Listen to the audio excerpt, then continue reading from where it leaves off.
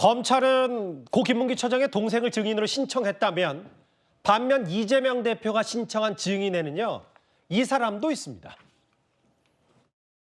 혹시 지사 취임하신 이후에 그 법카 사용이나 이런 여러 가지 전반적인 것에 대해서 우리 감사관실을 통해서 우리 경기도 자체 감사를 한 적이 있습니까? 감사는 2022년 초, 그러니까 제가 취임하기 전에 7기 때, 예. 그리고 그때는 그러니까 지사가 공석일 때, 이때 파악이 이거 됐습니까? 2월 25일부터 3월 24일까지 됐습니다. 예. 이때 지금 제가 말씀드린 지금 국민권익위에 그렇습니다. 공익신고한 이 사항이 그때 파악이 적발이 됐었냐는 걸 묻고 있습니다.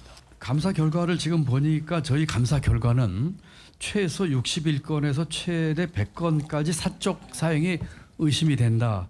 그래서 그 업무상 횡령 배임으로 지사께서 경찰청에 자료. 당시 국감 때 김동연 경기도지사가 이재명 대표의 법인카드 유용 의혹 관련해서 점화를 했다가 정치권에서 특히 이재명 대표 강성 지지자들부터 꽤 곤혹을 치른 바가 있었는데 오랜만에 점화해봤습니다. 이현정 의원님. 네. 이재명 대표는 왜 현직 도지사를 증인으로 신청한 거예요? 저도 잘 모르겠어요. 왜냐하면 지금 이 두 사건 관련해서는 김동연 지사가 직접적으로 연결된 측면들 이게 지금 별로 없어 보이거든요. 왜냐하면 지금 김문기 씨 모른다는 부분은 그거는 전혀 성남시에서 있었던 문제이고요. 그다음에 백현동 부분 관련해서 이제 그런 부분에 아마 경기도지사 시절에 이런 부분을 할 것 같은데 그것도 문건 같은 거겠죠? 그렇죠. 아마 이재명 대표가 얘기하는 걸. 그것도 제가 볼 때는 별로 그렇게 연관성이 없는 것 같고 지금 나온 문제는 이제 법인카드 문제였습니다. 법인카드 문제 관련해서 이제 사용되는지 여부를 이제 당시 김동연 지사가 경기도지사 되면서 그걸 이제 검증했던 그런 차원인 것 같습니다. 예. 아마 이제 경기도지사 시절에 이제 지사로서 이제 백현동 사업에 대한 전반적인 이런 방침을 뭔가 보려고 하는 건지 그것도 모르겠고 그래서 아마 제가 볼 때는 아마 김동연 지사 스스로도 안 나갈 것 같고 예. 왜냐하면 김동연 지사도 이 사건에 연루되는 걸 별로 그렇게 본인이 썩 좋아하진 않을 것 같거든요. 예. 그런 면에서는 조금 정합성이 좀 떨어지는 증인 신청이 아닌가 싶어요. 그 주진우 의원, 재판 지연의 그 비판, 선봉에 서 있는 주 의원이 후임 경기도지사가 무슨 관련이 있냐? 꼼수, 이제 꼼으로 개명해야 된다라는 얘기를 했고 다음 화면도 볼게요. 김동연 지사 증인 신청과 함께 언어 전문가를 섭외해서 문제 발언 의도, 고 김무기 처장 아냐 모르냐 이 부분을 좀 들여다보겠다는 건데 선거법은 의도가 아니라 유권자가 어떻게 듣는지가 중요하다. 이런 부분에서 재판부도 탐탁치 않았습니다. 예, 박성은 비서관님. 네, 일단 앞에서 이제 김동연 지사 관련해서 왜 증인 신청을 했냐라는 예. 이제 질문을 주셨는데, 제 생각에는 이 김동연 지사가 과거 이 백현동 사업이 있을 당시에 정부에서 국무조정실장을 했기 때문에 예. 아마 지금 이제 이재명 대표 측에서는 이 국토부가 계속 협박을 했다라고 예. 얘기하는 것이 결국 박근혜 정부, 그러니까 박근혜 대통령의 지시사항으로 관리되던 국가정책 사업의 일환으로 이런 압박들이 있었다라고 이야기를 하기 때문에 예. 이 국무조정실장으로 재직했던 당시 김동연 지사의 이야기가 유의미할 수가 있는 거고 예. 김동연 지사 외에도 염태영 전 수원시장, 지금 국회의원이시죠? 예. 염태영 전 수원시장이나 최대호 안양시장 이런 다른 지역의 지자체장을 역임하고 있거나 역임했거나 이런 분들까지도 증인 신청을 했거든요. 예. 그러니까 종합적으로 따져보겠다는 겁니다. 그러니까 박근혜 정부에서 국가사업으로 관리했던 것의 일환을 한번 따져보고 이외에 그러니까 경기도 내의 다른 지역에도 이런 비슷한 압박이 있었는지 이런 부분을 확인하기 위해서 다양한 증인들을 신청한 것으로 보입니다. 네, 무슨 뜻인지 이해가 되는데 법적인 부분에서 봤을 때요. 강재현 변호사님. 이게 좋아요. 이재명 대표 입장에서는 1심에서 유죄, 당선 무효형 나왔으니까 여러 가지 증인 신청으로 분위기 전환이 필요하지만 보통 재판에서 1심 때 이번에 한 2년 가까이 진행해서 증인들 꽤 많이 불렀는데 보통 2심에서는 새로 증인을 추가하나 확장하진 않고 보통 반대로 좁히는 게 대부분 아닙니까? 그렇죠. 1심을 심지어 6개월 안에 마무리를 해야 되는데 이재명 대표 같은 경우에 2년을 넘게 하지 않았습니까? 예. 그만큼 증인들도 많았었는데요. 저는 개인적으로 경기도지사 김동연을 증인으로 부른 것은 백현동 사건과 관련해서 국토부로부터의 공문에 대해 성남시의 당시 담당 공무원들은 아무도 여기에 대해 압박을 느끼지 않았다고 했지만 왜 때문인지 성남시장인 이재명만큼은 거기에 대해 굉장히 압박을 느꼈고 예. 지자체장은 국토부 국토부로부터 정부로부터 오는 공문에 대해서 그런 느낌을 가질 수밖에 없다라는 형태의 이야기들을 했거든요. 예. 그래서 그러한 부분에서 지자체장으로서 국토부나 이러한 정부로부터의 직접적인 연락이 있었을 때 어느 정도의 압박 수위가 있는지를 물어보려는 것이 아닌가라고 생각합니다. 그렇다면 지금 뭐 김문기를 모른다, 백현동 사건 이건 다 성남시 때 있었던 일이거든요. 예. 그럼 지금 성남시장을 부르는 것이 오히려 맞을 것으로 생각이 되는데 현재 성남시장은 신상진 시장인데요. 이분 같은 경우 국민의힘 소속이에요. 알겠습니다. 그렇기 때문에 부르지 못해서 굳이 김동연 지사를 부리고 그리고 지금 만약에 조기 대선이 이루어졌을 때 김동연 지사의 스탠스 같은 것을 좀 확인하기 위한 차원도 있는 것이 아닌가라고 생각합니다. 일단 이재명 대표의 이 항소심 재판부는 증인을 그렇게 늘릴 생각은 전혀 없어 보여요. 그런데 그제 어제 저희가 짚어봤던 대로 이재명 대표 측은 여전히 이 공직선거법 위반 이 조항에 대해서 위헌 법률 심판 제청도 검토하고 있습니다. 주진우 의원의 목소리 이어서 들어보겠습니다.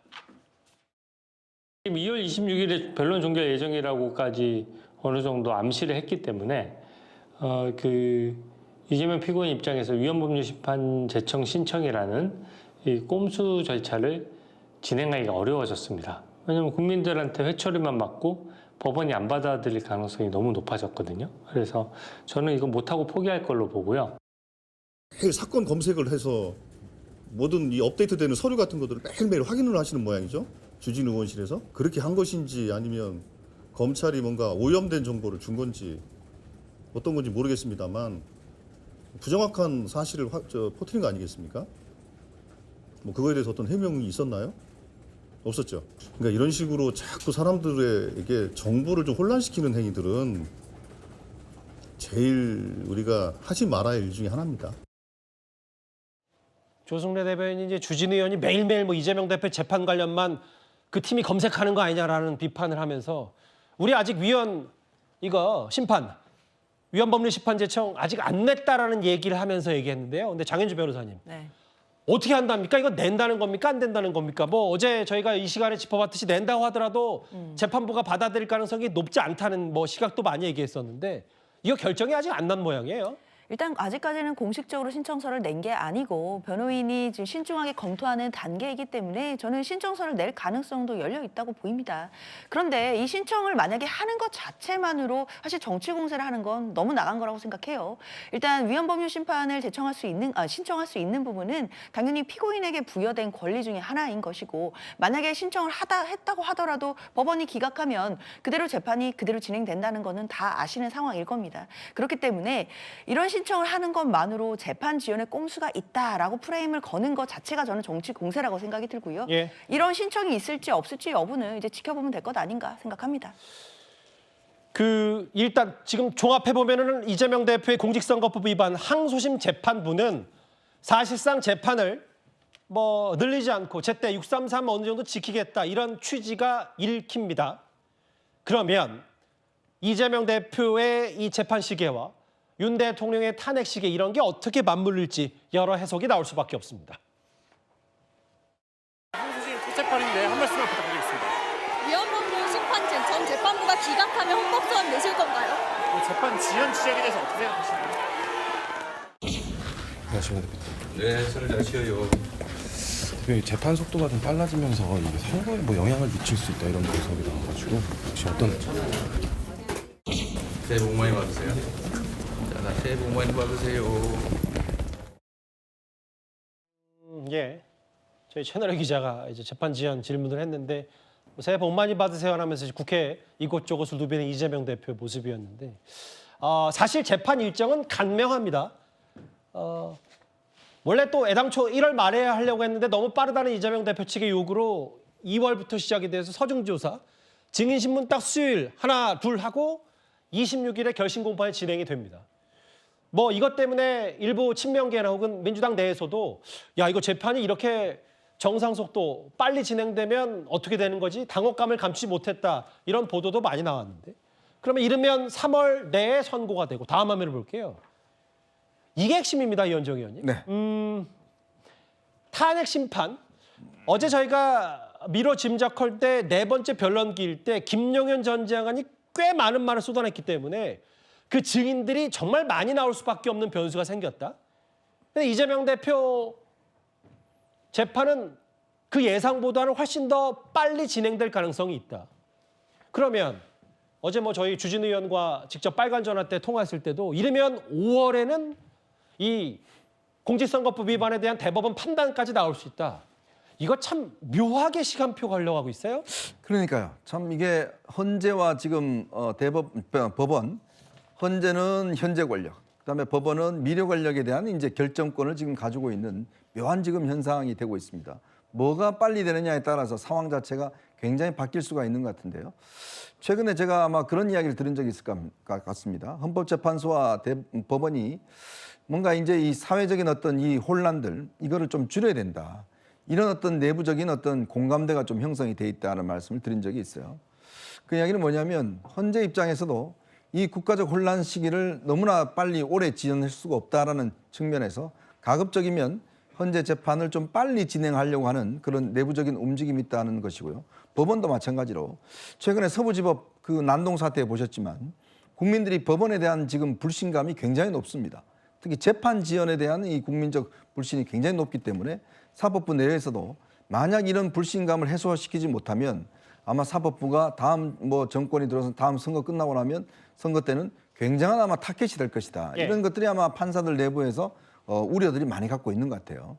그런 것들을 불식시키기 위해서는 이재명 대표 1심이 지금 이거 2년 2개월 걸렸지 않습니까? 예. 이게 유례가 없는 일이거든요. 다른 재판도 지금 계속 지연되고 있습니다. 지금 벌써 지금 재판만 5가지인데 예. 이렇게 된 상황에서 만약에 국민의 심판을 받으면 예. 국민들이 어떻게 이야기를 하겠어요? 즉 국민들이 판단할 때는 그래도 뭔가 가부를 뭔가 결판을 내줘야 되는데 아무런 결정을 내려주지 않는 상황에서 국민이 선택을 하라고 그러면 법원이 굉장히 무책임하다. 이런 지적을 받을 수 있지 않겠습니까? 예. 그래서 이번에 고법 지금 재판부가 고법 이 상층부에다가 우리 추가 사건 받지 않게 해달라고 했고 허락을 했고 또 지금 어제 첫 번째 재판 기일에 결심 날짜를 가져 지정을 해버렸어요. 2월 26일을요? 이거 굉장히 이례적인 일이거든요. 그러면 결심 날짜를 정했다는 거는 우리 여기서 끝낼 거야. 마지노선을 정해버린 겁니다. 그러면 이거를 아마 이 늦추기는 굉장히 어려울 거예요. 그런 면에서 아마 이재명 대표 측도 굉장히 당황스러웠을 겁니다. 저걸 못 박은 거잖아요. 그렇죠. 다음 달 26일로. 자, 저렇게 되면 이제 최소한 3월 중순이나 늦어도 3월 말까지는 결론이 나올 겁니다. 예. 2심이 나오죠. 사실관계에 대한 심판은 끝나는 겁니다. 예. 여기서 무죄가 되면 모르겠지만 만약에 1심과 같은 유죄가 될 경우에 대법원에 남는데 그럼 대법원은 3개월 아니잖아요. 근데 대법원이 정말 이재명 대표에 대한 결론을 언제까지 내줄 것인가. 그게 바로 이제 지금 탄핵 심판과 연결되면서 진짜 이재명 대표는 항소심을 받고 선거에 임할 수 있는 가능성이 있는 거예요. 즉 항소심의 유죄를 받고 대법원 판결만 놔두고 대선에 임할 가능성이 있고 그래 될 경우에 이 대선이 어마어마한 혼란에 아마 있을 겁니다. 그 결론에 따라서 더 큰 혼란이 생길 수도 있는 거거든요. 그래서 이 두 개의 어떤 이 스케줄이 굉장히 어떤 면에서 좀 충돌할 가능성도 저는 굉장히 있다. 그리고 이것이 지금의 혼란을 종식시키는 게 아니라 오히려 더 큰 혼란을 야기시킬 수 있는 가능성도 저는 배제할 수 없다 이렇게 보고 있습니다. 장 변호사님, 네. 이게 시간표를 조금 더 구체적으로 뜯어보면 단순 비교하긴 그렇지만 이진수 방통위원장 헌재 판단 174일 걸렸거든요. 네. 거의 반년 채웠어요. 뭐 상황의 엄중함, 뭐 증인들 했을 때 만약에 정말 반년을 1월부터 7월까지 탄핵 심판 꽉 채운다고 봤을 때 이진숙 방통위원장 174일 걸렸습니까? 그러면 5월에 나온다.